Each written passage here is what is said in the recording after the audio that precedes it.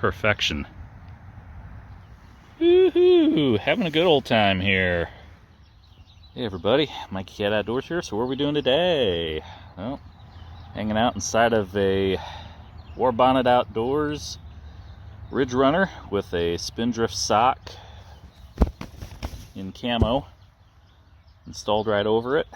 So this helps keep you comfy in windy conditions, and it kind of substitutes as a tarp. So let's check it out.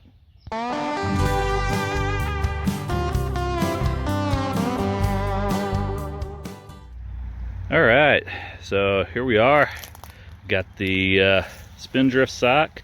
It's got two doors, so one on each side, and I got a single layer Ridgerunner put in here. It's got your nice little cargo pockets, and I mounted a underquilt. Got a 0 degree mounted in here right now, so I just have access to the corners and just kind of clipped it on all four. Put that underquilt on, and then Spindrift sock kind of goes over all that. On top here I've got a Superior Gear 15 degree comforter quilt. It's basically snap on, so their hammocks, they've got integrated underquilts on, so you can snap this on and use it as like a top quilt, or you can snap it on and have it as an underquilt for an additional 15 degree temperature buffer. So it gives me a little flexibility. I'm just putting that in there just to lay under for the moment. And let's kind of take a tour around here. So this is kind of similar to a regular Ridgerunner setup. Instead of having your net, you've got the Spindrift with its shot cord pull-ups here. You've got your poles, and this is the newer style where your spreader bars go through this little knot hole here in the spectra line. So you've got a couple of loops here just to kind of keep this all attached. And originally I thought from things I was reading that there was supposed to be like a zipper access on one of the ends, but I've not found it. So I just went and opened the doors, put the quilt in that way, and went forth. So down here at the head end you got the nice pretty Warbonnet, American made little stitch patch there. And they've recently moved from Colorado to Tennessee, so they don't have all their Colorado swag on their gear, I guess, anymore. And I just paint a little red on some of my gear up here, and painted my little description of what this is. Ridgerunner with the Spindrift sock on a double-ended stuff sack, and then I just kind of paint a little red up here on my carabiner for the head end, and that way I can end up denoting red for head, black for foot, kind of like a Blackfoot Indian or a red-headed Irishman. So it's just kind of a good mental crutch for knowing which end's which when I've got it in the bag, and I can see real quick, which end needs to go where. But I ordered this. I've got two dual layer Ridgerunners, and I wanted a single layer just for a little bit of lightness and a weight. And I wanted a Spindrift sock for being able to use this in winter conditions, being able to use this in windy conditions, possible misty rain conditions too. So this allows you to go camping without a tarp. It kind of substitutes as a tarp and or underquilt protector.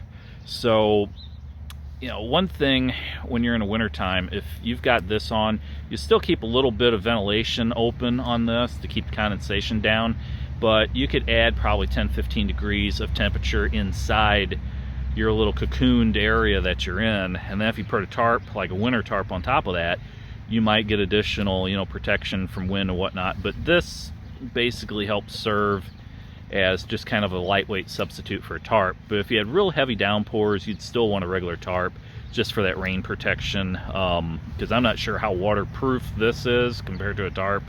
So this is good, like if you've got a lot of those head or tail kind of crosswinds coming in and it's just blowing all the heat out of you, you can use this on a windy day so that it kind of keeps a little comfort zone around you and you don't cool off as quickly. Likewise, if you've got, you know, a little bit of splash up or whatever, you can use this almost like an underquilt protector. And you can get a dedicated underquilt protector just for regular hammocks if you want, which I have those too for regular sunny days that it could have, you know, a little splash shower or something.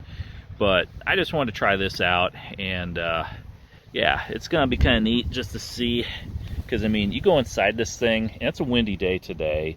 It's got a nice cool briskness about it, but once you get in here, it just kind of is this nice warm windless area. And I mean, I did notice a little bit with the wind, with the temperature of it whipping underneath, that my back still had a little coolness. It wasn't as bad as if I was exposed to the open air, because I've slept like that before, and that'll suck the heat right out of your back real quick.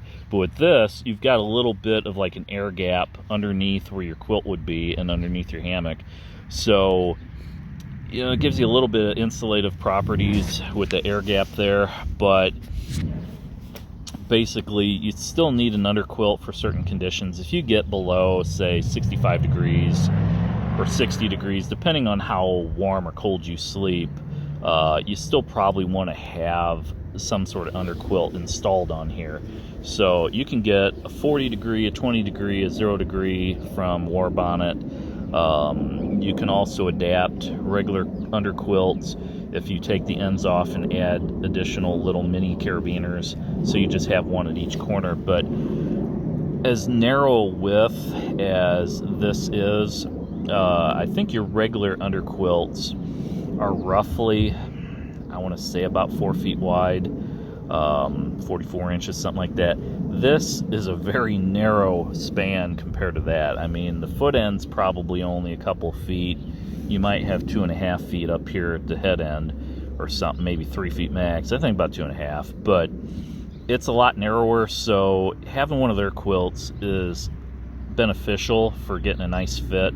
And there are a couple other manufacturers out there. I think Dutchware Gear and Local Lieber Gear and a couple other places like that make underquilts for these bridge style hammocks. And there are several manufacturers of bridge style hammocks like this for camping purposes. They're all fairly similar, so you can kind of mix and match, see what you can find. But I just stuck with all the Warbonnet stuff. And then, like I say, I got this blue quilt here from Superior Gear. I'm just wanting to try it out, but you know, it's like 20 degrees at night right now. It gets like 60s, 50s, something in the day right now, and you kind of got that swing weather a little bit. So, you know, it's kind of nice just to have a nice warm quilt, and I'm just gonna lounge in here for a little bit and just try it out and see how it is. I'm pretty sure it's gonna be comfortable. So yeah, it's actually very comfortable in here.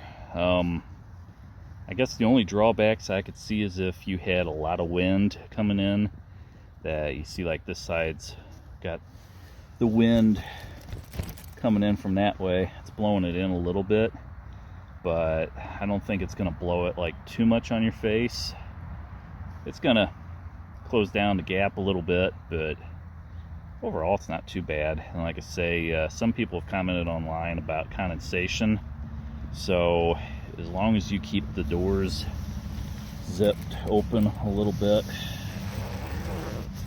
give it a little bit of an air gap so, you know, vapor can escape, it should be all right. But yeah, it's nice and cozy in here. Don't feel the wind. It's not cold or anything. It's really nice. So another thing I want to show you up here on the head end and the foot end, you've got one of these tiny little steel rings, and so you got one way down there on the foot end too. So what you can do is, if you want to make like a ridge line in here, a shot cord or something, or regular string, you could do that, and then you could hang a couple of organizers off of this ridge. And they did that with regular Ridgerunners as well.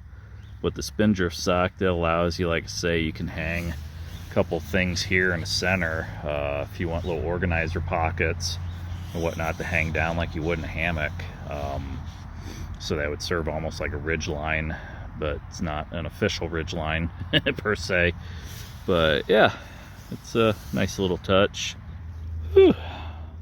Looking at this 15-degree Superior comforter quilt here, and man, looks like it's missing a lot of down out of at least a couple of these channels. It might be a little bit way down the end, but dang, some of these look like they got some down, but a couple of these are just letting a lot of light through. And not just for a little patch, but for a big area, especially this one. So I don't see any way for it to go from baffle to baffle, though. I don't know if it just didn't get filled up. But yeah, I don't know if I would trust that down to 15 degrees if it's missing that much.